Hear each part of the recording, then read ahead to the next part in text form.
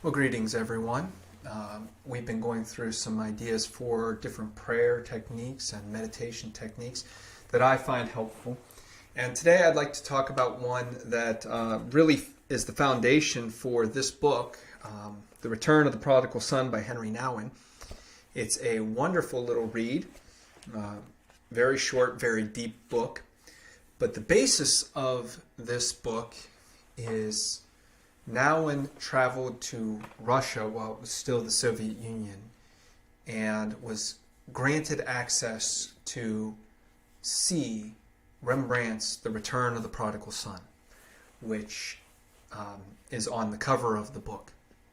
And he sat and meditated, focusing on that piece of art, that picture, and how it inspired him.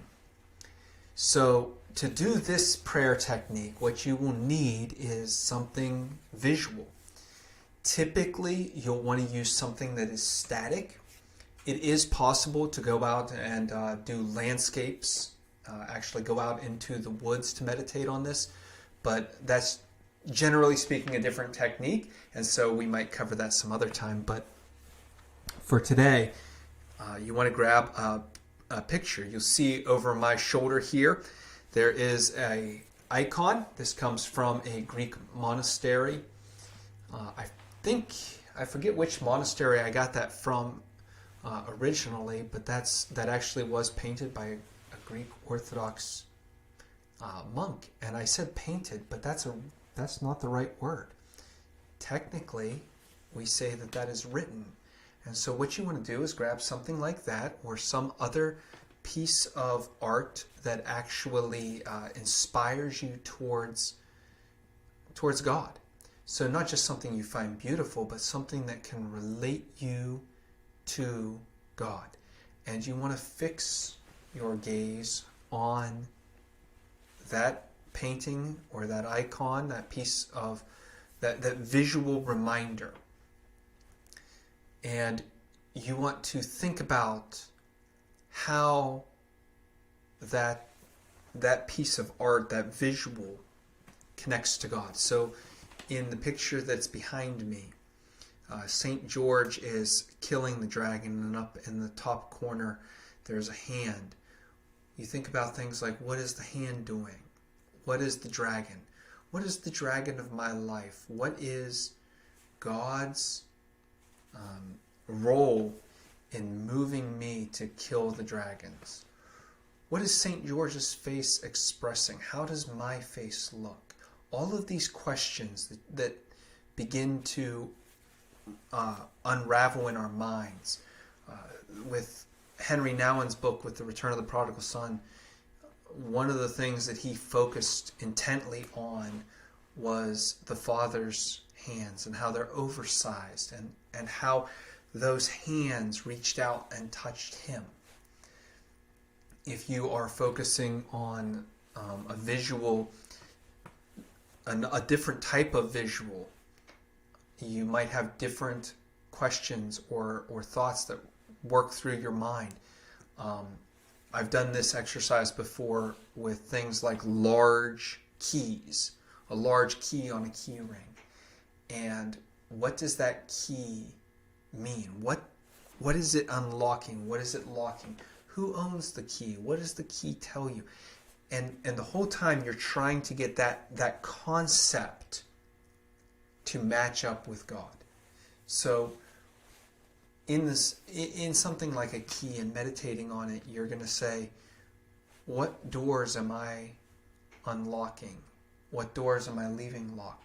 What keys have I handed over to God, and what ways have I not handed the keys over? What would that key feel like?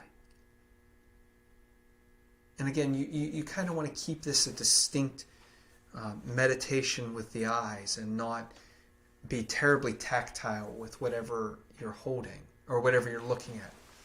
You want to keep it just, this is my eyes doing the work of connecting me to God, but seriously and slowly taking in the whole picture, taking in the whole object, the focus of meditation, and saying, how is this relating me back to God? So if I was going to practice this, I would probably do something like this, where I turned my chair so that I can have a visual. And for me, I'd have to move the cross. But to look at it, and to look at that visual. And maybe today what catches my eye off the first is the bottom right-hand corner is marred. That's because the original, that's exactly what the artist saw when he looked at the original picture, the original icon. He saw that. So that bottom corner, that bottom right-hand corner is slightly marred. And the first thoughts that come to my mind are things like, what in my life is slightly marred, but the artist still sees worthy of keeping there?